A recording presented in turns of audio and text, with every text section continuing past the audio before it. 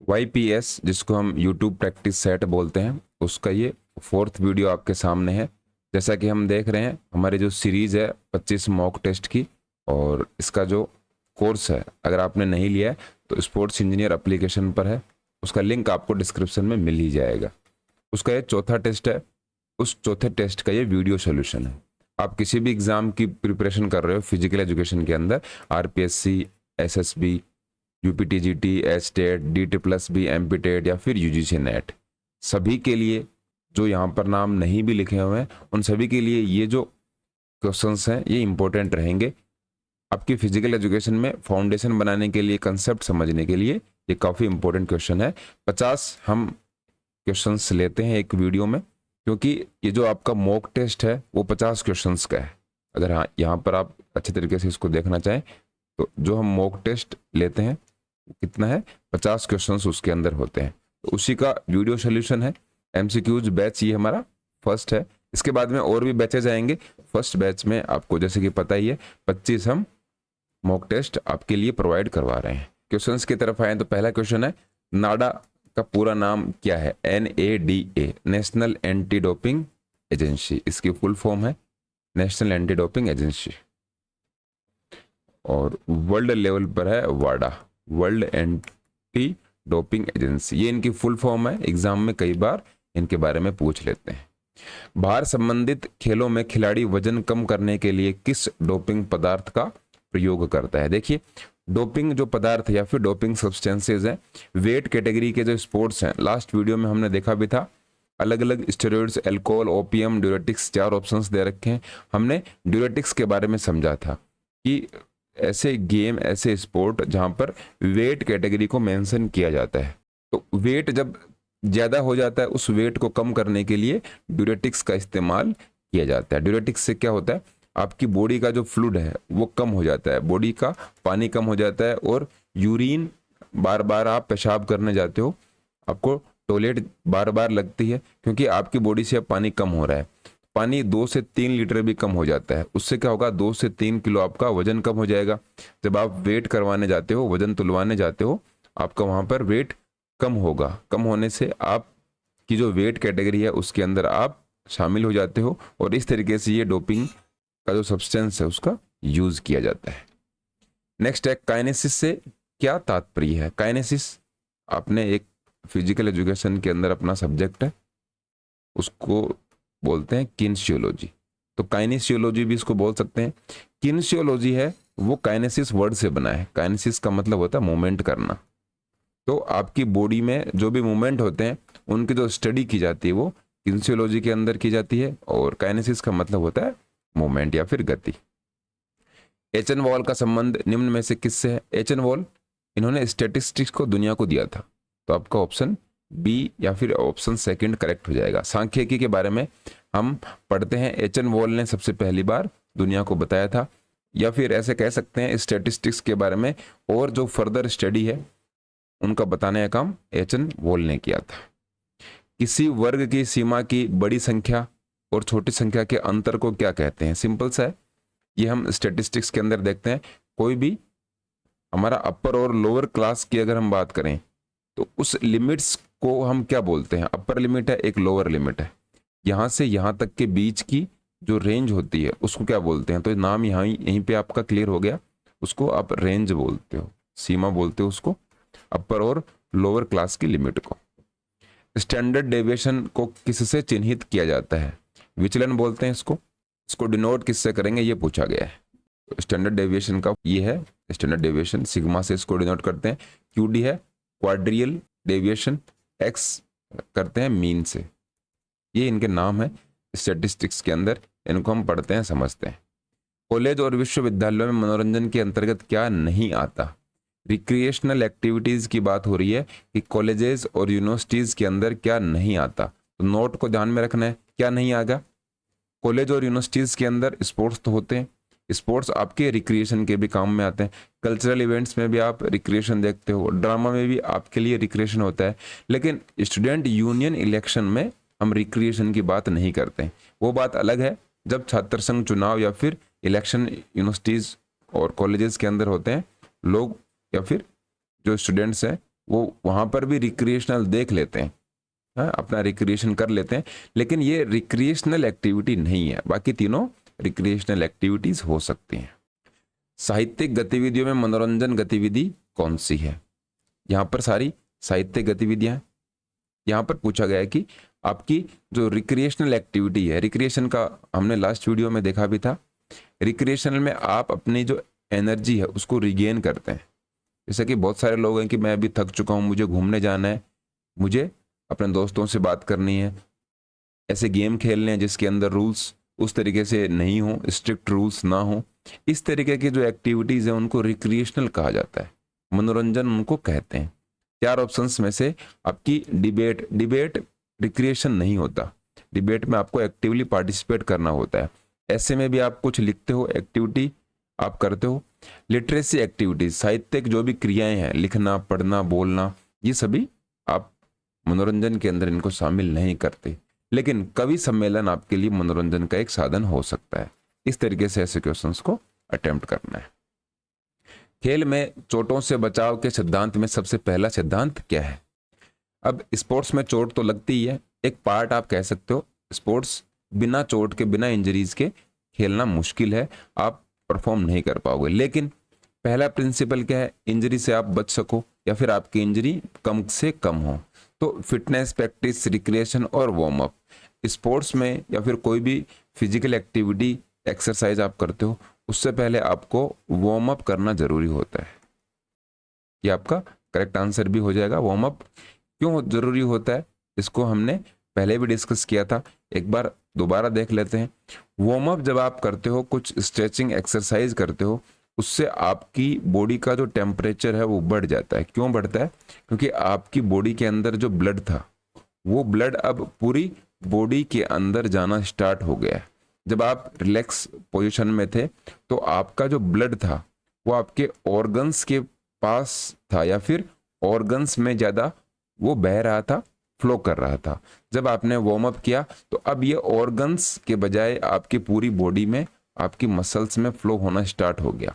Muscles में जब flow होगा तो आपकी मसल्स अब एक्टिव हो जाएंगी। एक्टिव होने से क्या होगा? उनसे जब आप काम लेते हो, एक्सरसाइज करते हो, तो आपको इंजरी होने के चांसेस कम हो जाते हैं, क्योंकि आपकी मसल्स, आपकी बॉडी पूरी तरह से तैयार है। वार्म अप आप नहीं करते हो और डायरेक्ट ही एक्सरसाइज करनी स्टार्ट कर देते हो, उस कंडीशन में आपको इंजरी हो सकती है, क्रैम्प आ सकते हैं, क्योंकि आपने पहले ही बॉडी को तैयार नहीं किया। इस तरीके से वार्म अप सबसे ज़्यादा जरूरी है इंजरी से, अगर आपको स्पोर्ट्स के अंदर बचना है तो। जोड़ की वह चोट जिसमें कोई हड्डी जोड़ की पूर्व स्थिति से अलग हो जाए, पहले की जो स्थिति थी, पहले की जो कंडीशन थी उससे अलग हो जाए, जिसको स्लिप आउट भी बोलते हैं।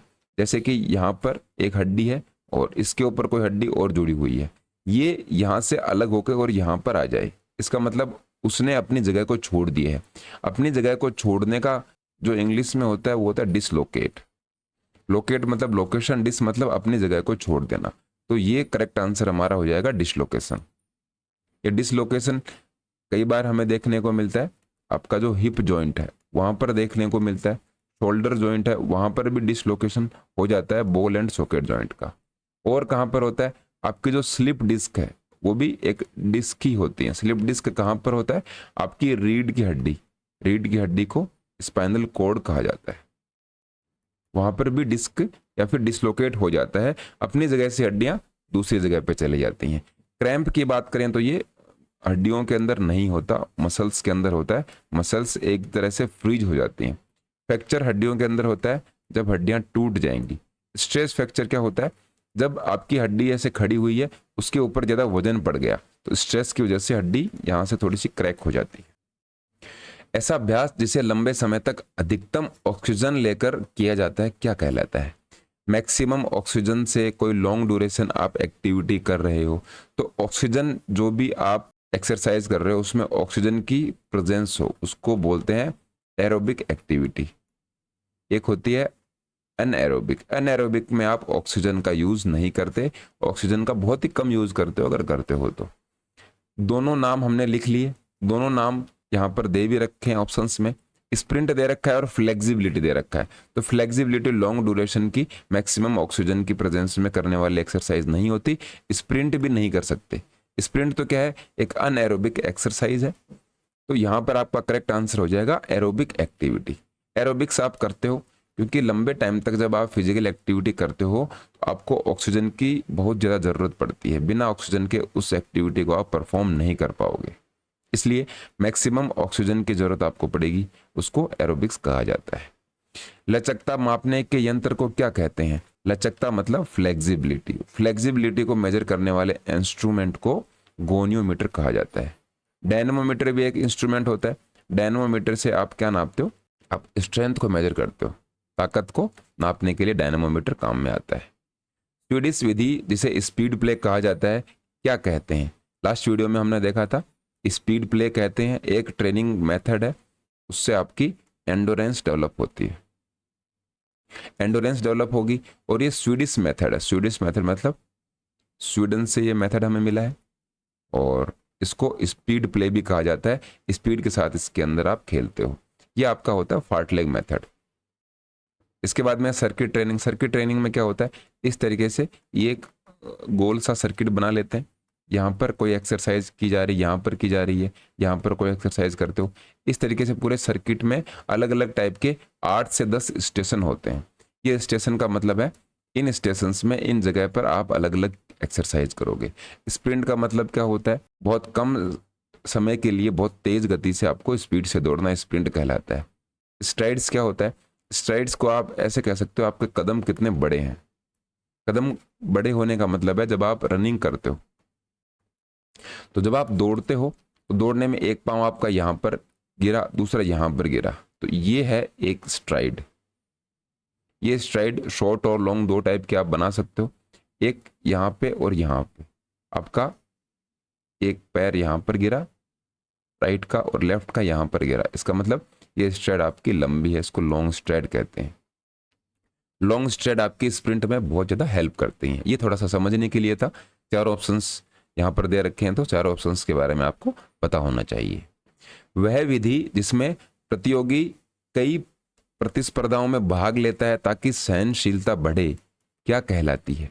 एक मेथड है, इसमें बहुत सारे कॉम्पिटिशन्स के अंदर पार्टिसिपेट करता है एक स्पोर्ट्स पर्सन, एक एथलीट, एक खिलाड़ी, जिससे कि उसका एंडोरेंस बढ़ जाए। तो एंडोरेंस किससे बढ़ेगा? बहुत सारे कॉम्पिटिशन में अगर वो पार्टिसिपेट करेगा तो रिपीटेशन, फार्टलेग कंपटीशन और सर्किट ट्रेनिंग। सर्किट ट्रेनिंग और फार्टलेग हमने देख लिया, उन दोनों में ऐसा नहीं होता। रिपीटेशन और कंपटीशन मेथड दोनों में अगर आपको कंफ्यूजन है तो आप ये देखिए कि बहुत सारे वो कंपटीशन कर रहा है, तो कंपटीशन जब करेगा तो रिपीटेशन मेथड में तो एक एक्टिविटी को आप बार बार करते हो, कंपटीशन आप नहीं करते। यहाँ पर एक ही ऑप्शन आपके लिए बचता है, वो बच जाता है कंपटीशन मेथड। कंपटीशन मेथड का यही मतलब है कि आप लगातार कंपटीशन खेलते चले जाते हो, उसमें आपकी एंडोरेंस क्या है वो डेवलप हो जाती है। स्त्री के शरीर में पुरुष की तुलना में गुरुत्वाकर्षण केंद्र कहाँ स्थित होता है? सेंटर ऑफ ग्रेविटी के बारे में पूछा गया है कि जो महिलाएं हैं, महिलाओं का सेंटर ऑफ ग्रेविटी पुरुष से ऊपर होता है या नहीं होता। तो पहले तो आप ये समझ लीजिए, ये पुरुष है और ये महिला है, इनके हाथ भी बना देते हैं, ये मेल है और ये फीमेल है। सेंटर ऑफ ग्रेविटी का क्या मतलब होता है? जैसे कि आप कहीं पर भी चलते हो, दौड़ते हो, उठते हो, बैठते हो, आगे की तरफ बैंड होते हो, तो मान लीजिए आप खड़े हो तो सेंटर ऑफ ग्रेविटी ये है। जैसे ही आप आगे की तरफ बैंड होते हो तो ये जो सेंटर ऑफ ग्रेविटी है ये यहाँ से आके अब यहाँ पे आ जाएगा। क्या मतलब है? ऐसा सेंटर जो कि आपका जो गुरुत्वाकर्षण बल है, ग्रेविटी का जो फोर्स है, उसको एकदम बैलेंस करते हैं, मतलब एकदम बीच में वो एक सेंटर होना चाहिए, एक पॉइंट होना चाहिए। जैसे कि ये ऐसे एक लकड़ी है और ये है 2 मीटर की, तो इसका सेंटर ऑफ ग्रेविटी यहाँ पर बीच में होगा, 1 मीटर इस साइड, 1 मीटर इस साइड, ये है इसका सेंटर ऑफ ग्रेविटी। इस तरीके से इसको आप समझ सकते हो। अगर यहाँ पर COG हुआ, सेंटर ऑफ ग्रेविटी हुआ, तो इसका बैलेंस नहीं बन पाएगा। आई होप आप समझे होंगे। अब मेल और फीमेल के बारे में पूछा है कि सेंटर ऑफ ग्रेविटी कहाँ पर लोकेट होता है, ऊपर होता है, नीचे होता है, लोअर साइड होता है या अपर साइड में होता है। तो इन दोनों में डिफरेंस देखने के लिए आपको सिंपल सा मैं बता देता हूँ। जैसे कि जो मेल बॉडी होती है उसमें मेल की जो ब्रेस्ट है, जैसे कि मेल की ब्रेस्ट या फिर फीमेल की ब्रेस्ट। तो मेल का जो छाती होती है उसको ब्रेस्ट नहीं कहते, उसको कहते हैं चेस्ट। आप कंफ्यूज नहीं होना, मैंने नाम इसीलिए लिया है ताकि आपको जो कंफ्यूजन था वो दूर हो जाए। और फीमेल की जो ब्रेस्ट उसको बोलते हैं, छाती को ब्रेस्ट कहा जाता है। मेल और फीमेल की अगर हम छाती की तुलना करें तो फीमेल की जो बॉडी है उसकी अपर बॉडी थोड़ी सी हैवी होती है, मेल की अपर बॉडी थोड़ी सी कम होती है, हैवी इतनी नहीं होती। उससे क्या होगा, मेल का जो सेंटर ऑफ ग्रेविटी है वो थोड़ा सा ऊपर मिलेगा, फीमेल का सेंटर ऑफ ग्रेविटी थोड़ा सा नीचे मिलेगा, क्योंकि इस पूरी लंबी बॉडी को उसको बैलेंस करना है। यहाँ पर बैलेंस करने के लिए जो ब्रेस्ट की साइज है उसके ऊपर डिपेंड हो जाता है सेंटर ऑफ ग्रेविटी, तो थोड़ा सा नीचे होता है फीमेल्स की बॉडी में सेंटर ऑफ ग्रेविटी। अब इससे एक बात और क्लियर होती है, मेल और फीमेल का अगर हम कंपैरिजन करें तो फीमेल की बॉडी ज़्यादा स्टेबल मानी जाती है क्योंकि उनका सेंटर ऑफ ग्रेविटी नीचे है। ये आपका ऑप्शन यहाँ पर 2 करेक्ट हो जाएगा। नेक्स्ट है, मानव शरीर में कितने प्रकार के एक्सिस होते हैं? तो एक्सिस और प्लेन हमने कई बार समझा है। एक्सिस मतलब होता है एक ऐसा पॉइंट जिसके चारों तरफ कोई मूवमेंट हम करते रहते हैं। प्लेन क्या होता है? प्लेन एक तरह से ऐसे आप पट्टा समझ सकते हो जहां पर मूवमेंट होते हैं। ये सामने पड़ा है तो हम ऐसे राइट लेफ्ट मूवमेंट कर सकते हैं, अगर ये सीधा है तो यहाँ पर इस तरीके से मूवमेंट हो सकते हैं। तो एक्सिस और प्लेन को अगर समझना हो तो आपके घर में जो फैन लगा हुआ है, फैन की जो डंडी है वो तो है एक्सिस, और इसकी जो ताड़ियां हैं, 3 ताड़ियां हैं आपके फैन की, ये जो घूम रही हैं ये घूम रही हैं किसी ना किसी प्लेन के ऊपर। ये प्लेन इसके जस्ट एक्सिस के 90 डिग्री के एंगल पर होता है। 3 टाइप की एक्सिस होती हैं।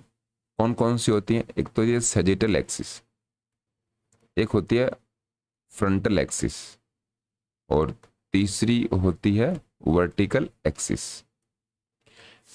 3 टाइप की एक्सिस होती हैं और 3 ही टाइप के आपकी बॉडी के अंदर प्लेन होते हैं।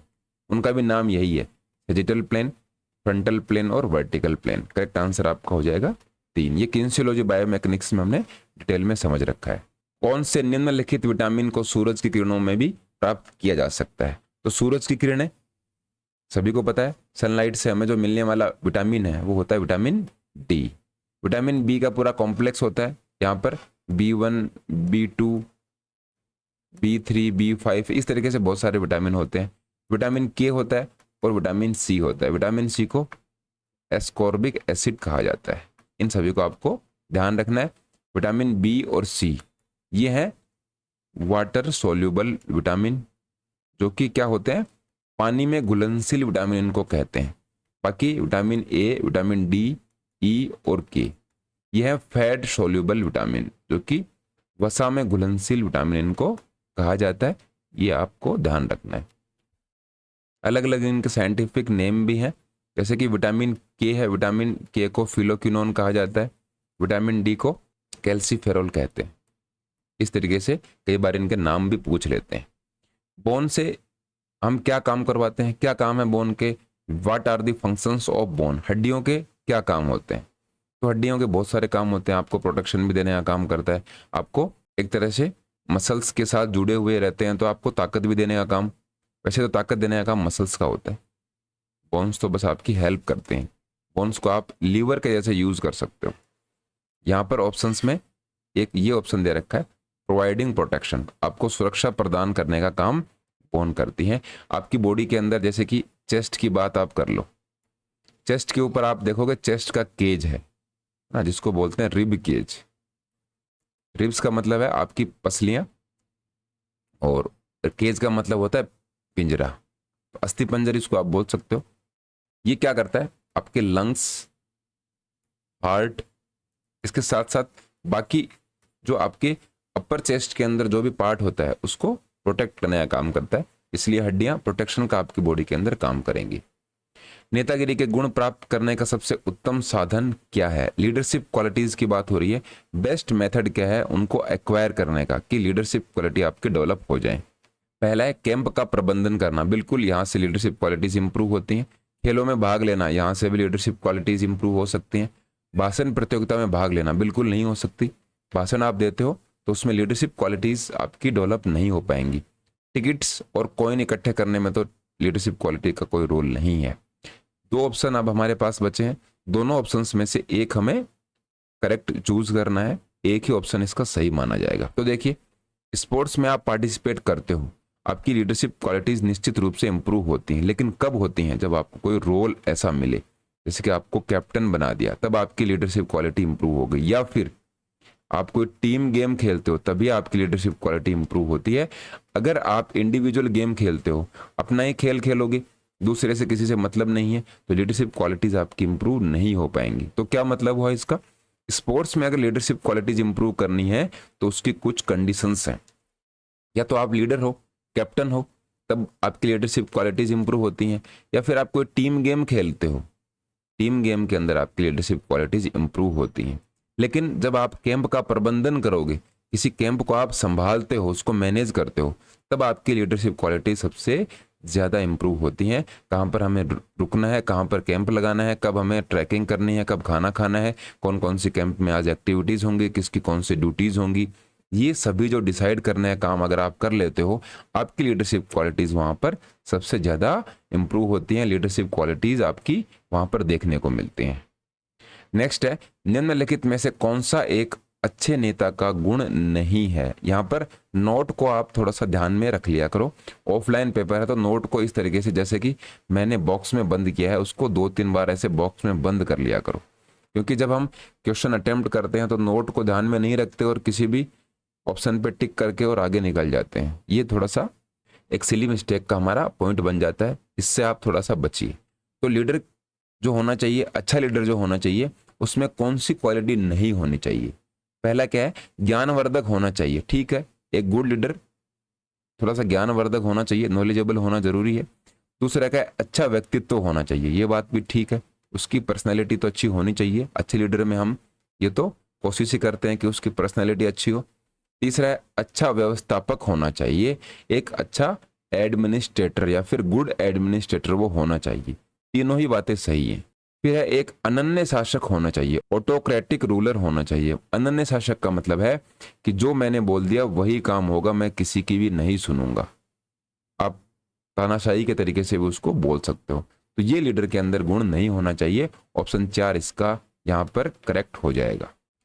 सबसे अच्छा अध्यापन का ढंग कौन सा है? बेस्ट मेथड हमसे पूछा गया है कि टीचिंग का कौन सा है, तो ब्लैक बोर्ड टीचिंग ये भी एक मेथड है, लेक्चर मेथड भी है, टू वे इंटरेक्शन भी है, और टीचर सेंटर्ड टीचिंग भी है।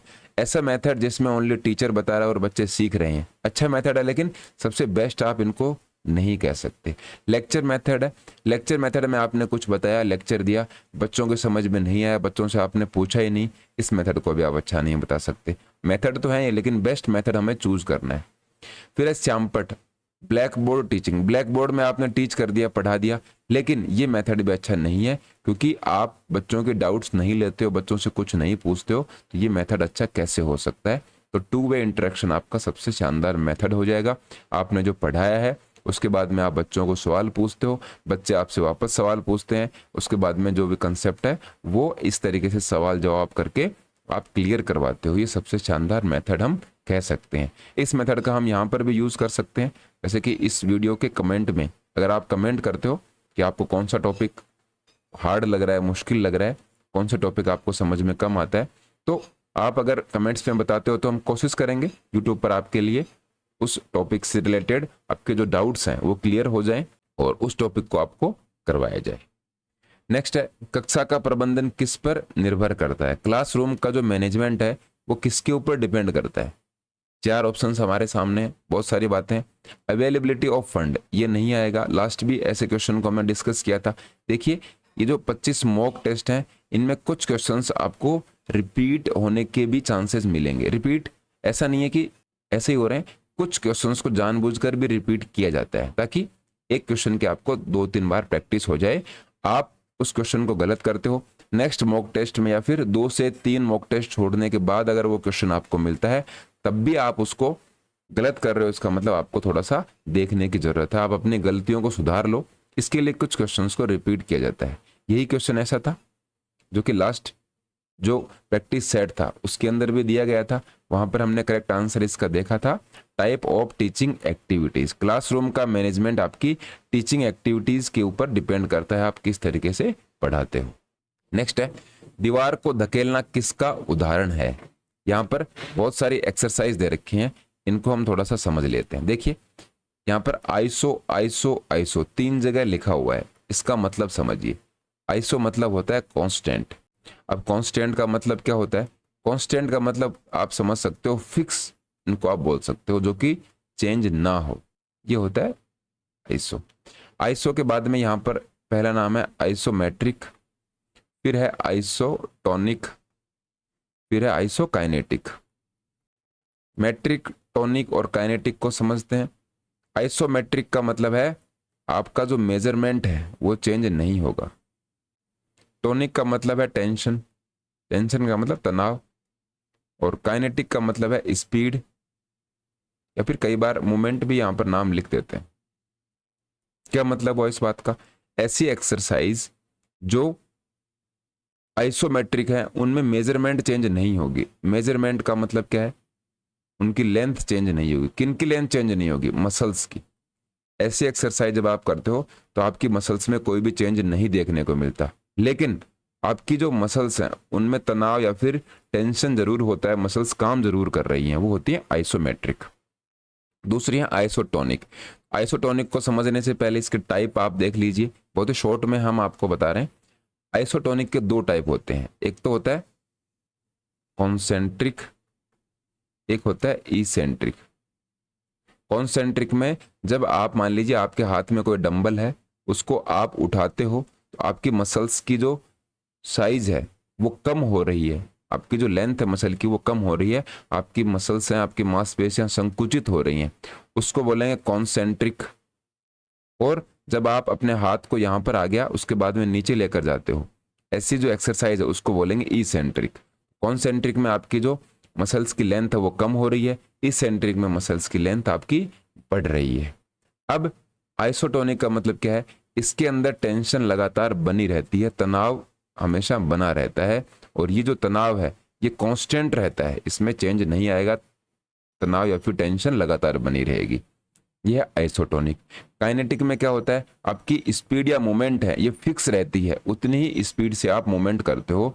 जैसे कि ट्रेडमिल है, तो ट्रेडमिल में आपने डिसाइड कर लिया कि मुझे 10 किलोमीटर पर आवर की स्पीड से दौड़ना है, आपने फिक्स कर दिया, उसी स्पीड से वो चलेगी, क्योंकि यहाँ पर स्पीड क्या है? कांस्टेंट है, उसमें चेंज नहीं होगा, वो लगातार ऐसी कैसी बनी रहेगी। ये टाइप्स ऑफ एक्सरसाइज है। अब यहाँ पर दे रखा है पुशिंग ए वॉल। वॉल मतलब दीवार है, आप दीवार को धक्का लगा रहे हो। दीवार को जब धक्का लगाते हैं तो आप भी लगा कर देख सकते हो, दीवार को धक्का लगाएंगे तो दीवार तो गिरेगी नहीं, अगर दीवार नहीं गिरेगी तो आपकी मसल्स जो ताकत लगा रही हैं वो ताकत भी दिखाई नहीं देगी। मसल्स में तनाव आ रहा है लेकिन आपको दिखाई नहीं देगा, उनका ना तो लेंथ कम होगी उनकी, ना लेंथ बढ़ेगी, कोई चेंजमेंट नहीं होगा, लेकिन आपको थकान जरूर होगी। ऐसी एक्सरसाइज होती है आइसोमेट्रिक। दीवार को पुश करना, या फिर आपने एक एक्सरसाइज की होगी प्लैंक, प्लैंक आपने एक्सरसाइज की होगी। पुशअप्स की जो पोजीशन है उसमें आपको पुशअप्स नहीं लगानी, पुशअप्स की पोजीशन में आकर आपको होल्ड कर लेना है। ये सारी एक्टिविटीज होती हैं आइसोमेट्रिक के अंदर। यहाँ पर आपका करेक्ट आंसर हो जाएगा आइसोमेट्रिक। इसके साथ साथ हमने ये चारों नाम भी देख लिए। नेक्स्ट है, निम्न में से कौन सा घटक सबसे कम प्रशिक्षण योग्य है? 4 ऑप्शंस में से आपको ये बताना है कि सबसे कम आप किसको ट्रेन कर सकते हो। ट्रेन तो आप सभी को कर सकते हो, स्ट्रेंथ की भी आप ट्रेनिंग ले सकते हो, एंडोरेंस की भी ट्रेनिंग हो सकती है, फ्लेक्सिबिलिटी की हो सकती है, स्पीड की हो सकती है। ट्रेनिंग से क्या होगा? ट्रेनिंग से आपकी जो परफॉर्मेंस है वो बढ़ जाएगी। परफॉर्मेंस बढ़ने का क्या मतलब है कि आपकी जो स्ट्रेंथ पहले जो थी वो स्ट्रेंथ अब बढ़ जाएगी, पहले जो एंडोरेंस थी वो एंडोरेंस बढ़ जाएगी, इसी तरीके से फ्लेक्सिबिलिटी और स्पीड भी बढ़ जाएगी। लेकिन इन 4 में से एक ऐसा फिजिकल फिटनेस का कंपोनेंट है जिसको आप बहुत ज़्यादा मात्रा में नहीं बढ़ा सकते। एक लिमिट है, उस लिमिट के ऊपर आप नहीं जा सकते। जैसे कि स्ट्रेंथ की लिमिट नहीं है, आपकी बॉडी में स्ट्रेंथ की वो लिमिट नहीं रहती। जैसे कि आपको मान लीजिए बहुत ज़्यादा ताकत चाहिए, तो आप लगातार अगर फिजिकल एक्टिविटी जिम वगैरह में एक्सरसाइज करते हो तो वहाँ तक पहुँच सकते हो। एंडोरेंस को भी आप इजीली आराम से लंबा खींच सकते हो। फ्लेक्सिबिलिटी आपके अच्छे तरीके से बढ़ जाएगी, लगातार आप योगा और फ्लेक्सिबिलिटी की एक्सरसाइज करते हो तो, लेकिन आपकी स्पीड नहीं बढ़ेगी। ऑप्शन 4 इसके अंदर करेक्ट हो जाएगा। क्यों नहीं बढ़ेगी? क्योंकि स्पीड का डायरेक्ट रिलेशन होता है आपकी सीएनएस से, सेंट्रल नर्वस सिस्टम, मतलब आपके दिमाग से। स्पीड आपकी ज़्यादा है या कम है आपके दिमाग के ऊपर डिपेंड करता है। और किसके ऊपर डिपेंड करता है? आपके जीन पे डिपेंड करता है। जीन्स आपके जो पेरेंट्स से मिले हैं उनके ऊपर ये निर्भर करता है। अब ये जो दोनों चीज़ें हैं इनके ऊपर आपका ज़्यादा कंट्रोल है नहीं, आप इनमें ज़्यादा हेर फेर नहीं कर सकते। इसलिए जो स्पीड है उसमें आप ट्रेनिंग करके उसको एकदम फास्ट नहीं बना पाओगे, जितनी है उतनी ही रहेगी। उस लिमिट से आगे आप कितने भी ट्रेनिंग कर लो आपकी नहीं जा सकती। नेक्स्ट है शारीरिक शिक्षा। शिक्षा के संपूर्ण क्षेत्र का वह चरण है जो बड़ी मांसपेशियों की गतिविधियों और उनसे संबंधित प्रतिक्रियाओं से संबंधित है। देखिए ये जो डेफिनेशंस हैं ये आपको एग्जाम में देखने को जरूर मिलेंगी। आजकल तो हर एक एग्जाम में 2 से 3 डेफिनेशन भी पूछ लेते हैं। आपको ध्यान रखना है जैसे कि अपना जो कोर्स है, आरपीएससी का कोर्स है, यूपीटीजीटी का कोर्स है और ऑलराउंडर कोर्स है, सभी कोर्सेज में आपको जो डेफिनेशन याद करवाने का तरीका है, डेफिनेशंस वहाँ पर बहुत ही अच्छे तरीके से याद करवाई गई हैं। एम एंड ऑब्जेक्टिव जो भी फिजिकल एजुकेशन के दिए हुए हैं वो बहुत ही शानदार तरीके से याद करवाए गए हैं। आपके एग्जाम में 3 से 4 नंबर वो 2 वीडियो देखकर ही कंप्लीट हो जाते हैं। उन डेफिनेशंस में हमने कुछ कीवर्ड्स पकड़े हैं, उन कीवर्ड्स को देखकर आप इजीली सभी डेफिनेशंस का आंसर दे सकते हो। आपका कोई भी क्वेश्चन डेफिनेशंस का, एम और ऑब्जेक्टिव्स का गलत नहीं होगा। अब इस क्वेश्चन में एक हमें कीवर्ड पकड़ना है।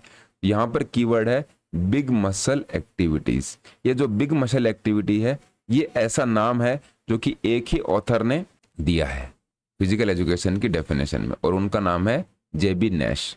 जेबी में हमने बी से इसको याद किया था, बी से जेबी और बी से बिग मसल एक्टिविटीज। ऑप्शन 3 इसके अंदर करेक्ट हो जाएगा।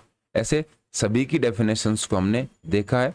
सी या फिर सी कोवेल है, वहाँ पर आपको देखने को मिलेगा बिग मसल प्ले। इस तरीके से जेएफ विलियम्स के जो डेफिनेशन है उनमें आपको अलग कीवर्ड मिलेगा। एच.सी. बक ने क्या दिया था, वो मोरल वगैरह की बातें करी थी, वहाँ पर आपको अलग ये जो देखने को मिलेगा। इस तरीके के जो डेफिनेशंस है याद करने के उनके यही तरीके हैं। एग्जाम में आपको ये कीवर्ड्स मिल जाएंगे, उस तरीके से इनको आप अटेम्प्ट कर सकते हो। और ये सारे जो कोर्सेज हैं ये आपको स्पोर्ट्स इंजीनियर एप्लीकेशन पर मिलेंगे। लिंक आपको डिस्क्रिप्शन और पिन कमेंट में मिल जाएगा। एप्लीकेशन डाउनलोड कीजिए, कोर्सेज की डेमो क्लासेस देखिए, अच्छी लगती हैं तो आप कोर्सेज ले सकते हो। नेक्स्ट है शारीरिक शिक्षा का लक्ष्य क्या है, एम क्या है फिजिकल एजुकेशन का? तो बहुत ही सिंपल सा है, एम है ओवरऑल पर्सनैलिटी को डेवलप करना। ऑप्शन 4 इसके अंदर करेक्ट हो जाएगा।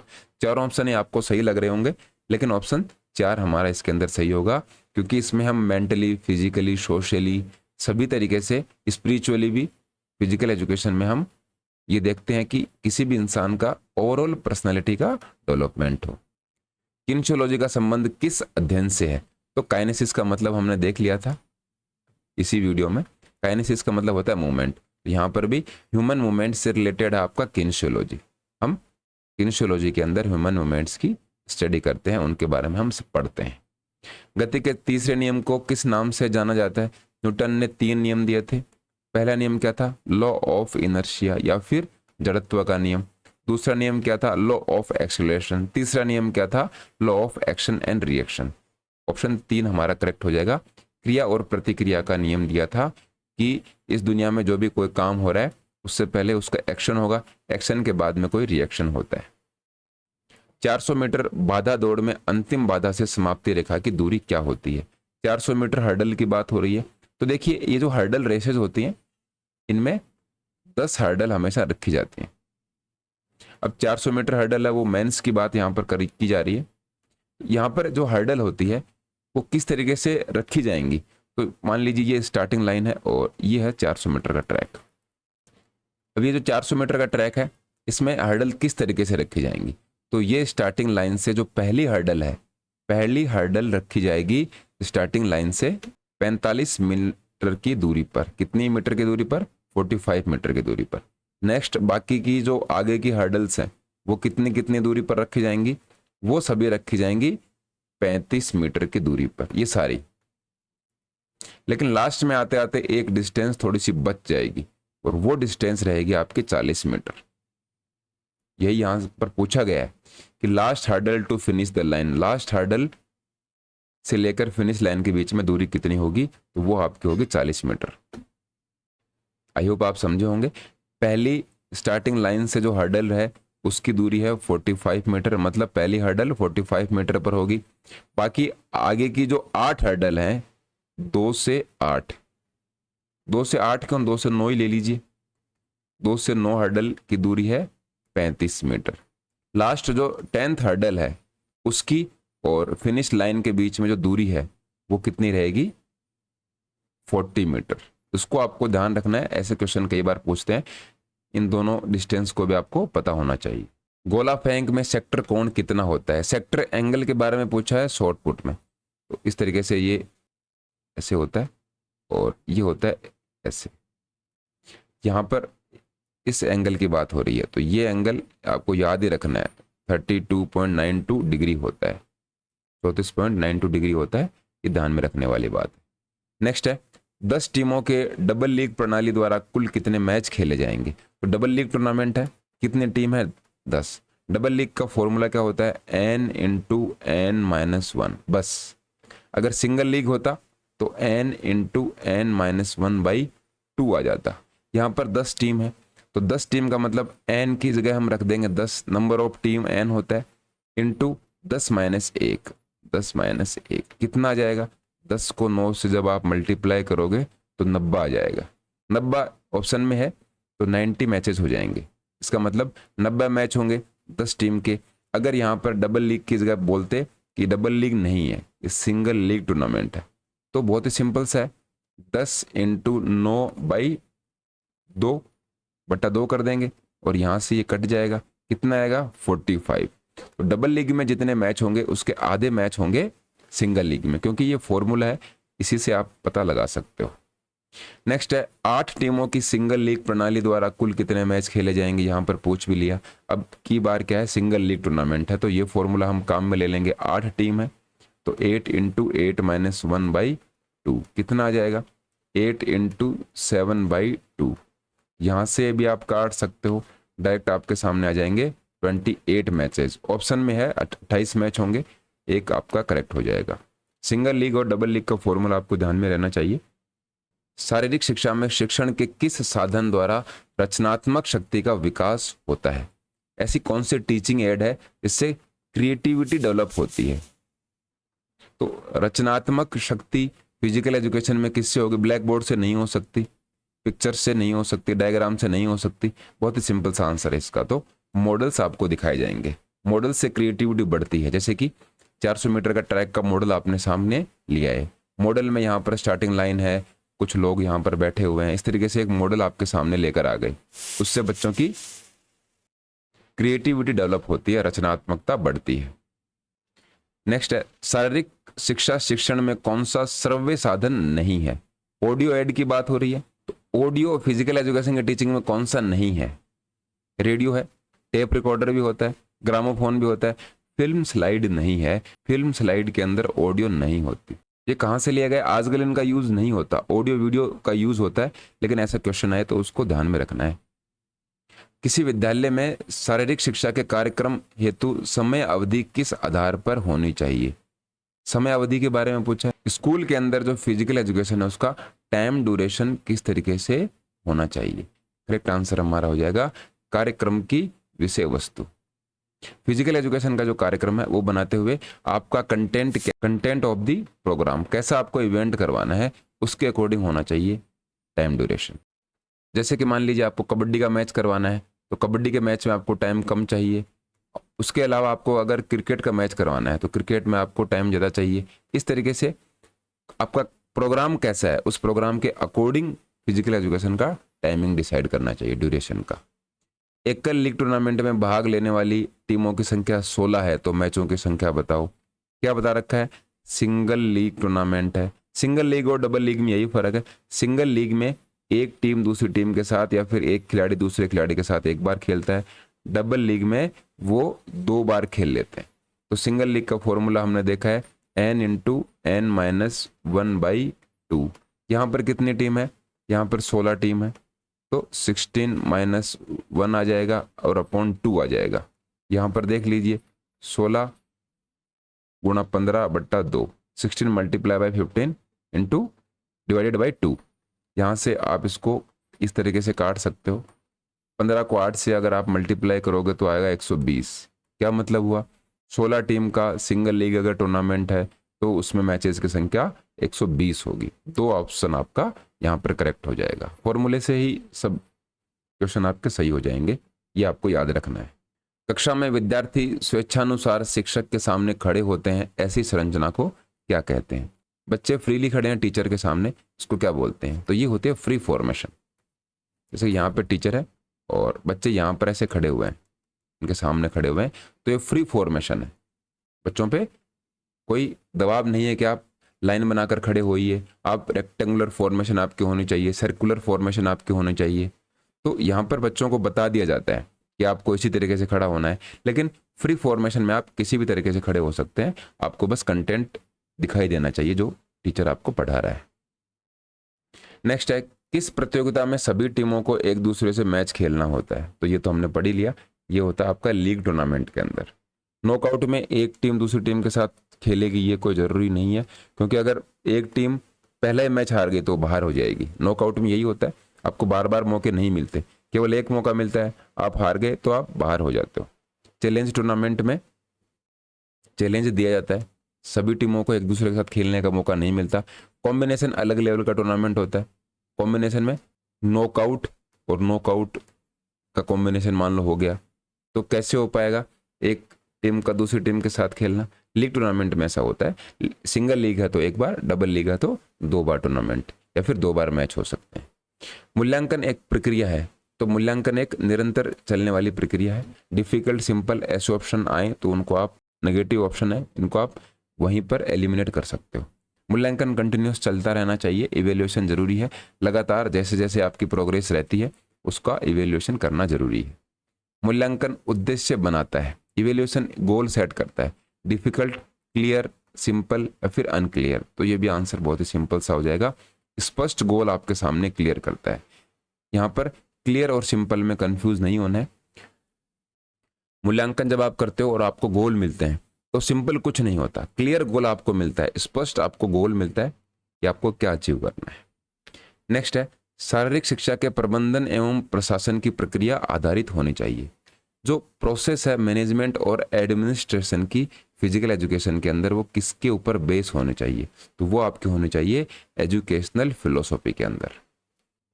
स्पोर्ट्स फिलोसॉफी जरूरी है, लेकिन फिजिकल एजुकेशन ओनली स्पोर्ट्स के बारे में नहीं होता, और भी बहुत सारी चीजें हैं।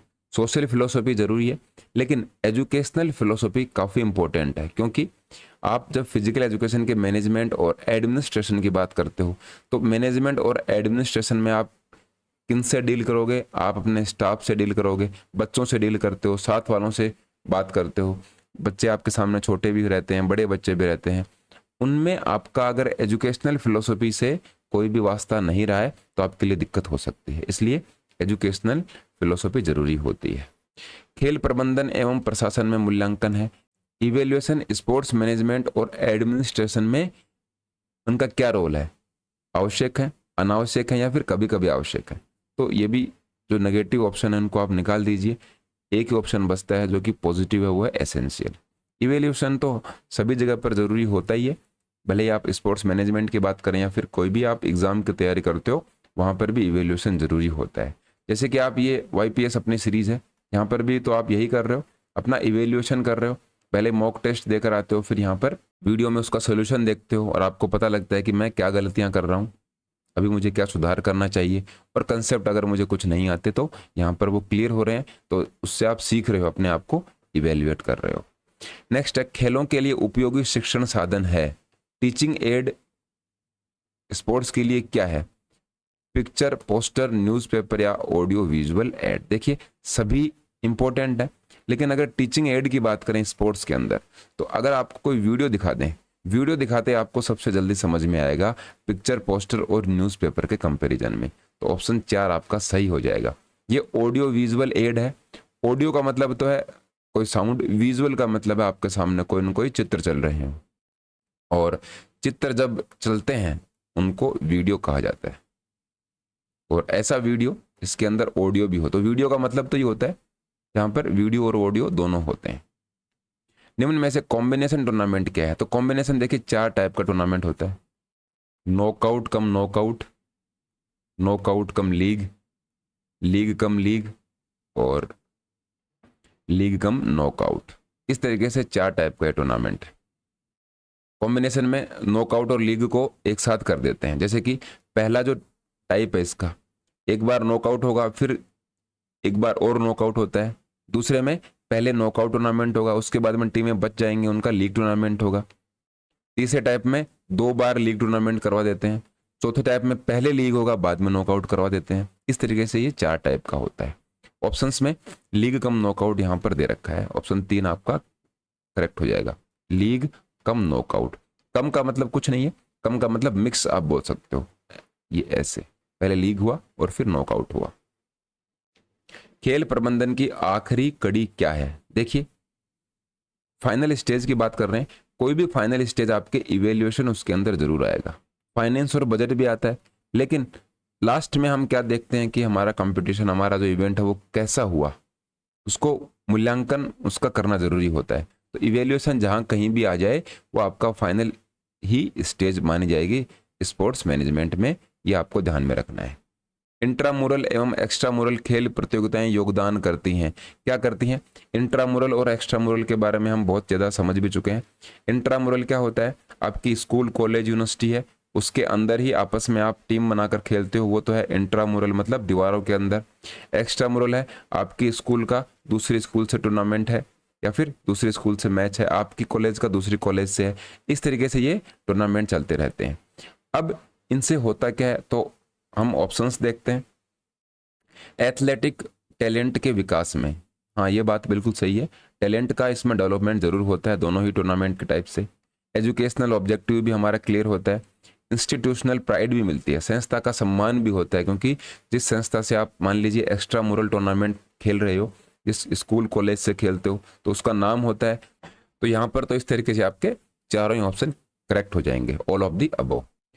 निम्नलिखित में से कौन सी एक पर्यवेक्षण की विधि है? मेथड हमसे पूछा गया है कि सुपरविजन का कौन सा मेथड है। तो कॉन्फ्रेंस, डिस्प्ले और ऑर्डर। डिस्प्ले और ऑर्डर नहीं होता। आदेश और प्रदर्शन कभी भी सुपरविजन आप नहीं कर सकते। एक सम्मेलन होता है, वो सुपरविजन का एक मेथड हो सकता है। मतलब आप कॉन्फ्रेंस हो रहा है, कोई सम्मेलन हो रहा है, वहां पर सुपरविजन कर रहे हो, देख रहे हो, किसी को बता रहे हो। इस तरीके से इस क्वेश्चन को अटेम्प्ट करना है। नेक्स्ट है, पाठ योजना की भाषा नहीं होनी चाहिए। पाठ योजना की भाषा अस्पष्ट नहीं होनी चाहिए, डिफिकल्ट नहीं होनी चाहिए, या फिर स्पष्ट नहीं होनी चाहिए। ये क्या है? नहीं का पूछा है, तो नहीं से आपको कंफ्यूज नहीं होना है। 2 ऑप्शन यहाँ पर नेगेटिव लग रहे हैं और दोनों ही आपके सही हो जाएंगे। जो आपके लेसन प्लान है वो भाषा अस्पष्ट भी नहीं होनी चाहिए और कठिन भी नहीं होनी चाहिए, वो स्पष्ट होनी चाहिए। तो स्पष्ट इसलिए नहीं होगा क्योंकि यहाँ पर नहीं पूछा है, तो 2 नहीं है, ऑप्शन आपका 3 इस तरीके से सही हो जाएगा। नेक्स्ट है, निम्नलिखित में से कौन सा प्रबंधन का कार्य नहीं है? 4 ऑप्शंस आपके सामने हैं। फंक्शन कौन सा नहीं है मैनेजमेंट का? यहां पर भी नोट पूछा है, तो ये हमने कई बार पढ़ा है। Planning, coordination, directing, staffing, budgeting, ये सभी हम पढ़ते हैं।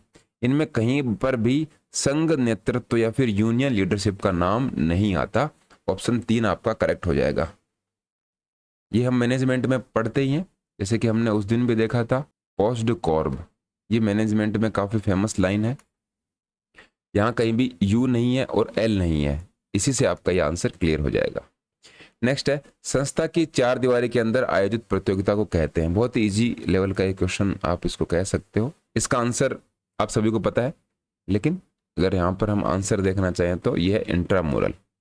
एक 4 दीवारी के अंदर जो कंपटीशन होता है, आपस में टूर्नामेंट या फिर मैचेस खेलते हैं, उसको इंट्रामुरल कहते हैं। ये आपके जो 50 MCQs हैं ये कंप्लीट इस तरीके से यहाँ पर हमारे हो जाते हैं। कमेंट्स में आप अपना स्कोर जरूर बताना कि आपके कितने क्वेश्चन सही हो रहे हैं, और जिन्होंने, जो स्टूडेंट्स हैं स्पोर्ट्स इंजीनियर एप्लीकेशन पर जो ये कोर्स ले रखा है, उन स्टूडेंट्स के कितने क्वेश्चन सही हो रहे हैं, कौन से क्वेश्चन में आपको डाउट थी, और इस वीडियो को देखने के बाद वो डाउट क्लियर हुई है, ये भी आप कमेंट्स में जरूर बताना। बाकी इस वीडियो के अलग से जो PDF है वो आपको कोर्स के अंदर मिल जाएगी। इस वीडियो के साथ आपकी 4 वीडियोस कंप्लीट हो गई हैं और 25 मॉक टेस्ट हम इस तरीके से 2 से 3 दिन के गैप के साथ यहाँ पर यूट्यूब पर हम क्लियर करते रहेंगे। फिलहाल इस वीडियो में इतना ही। धन्यवाद।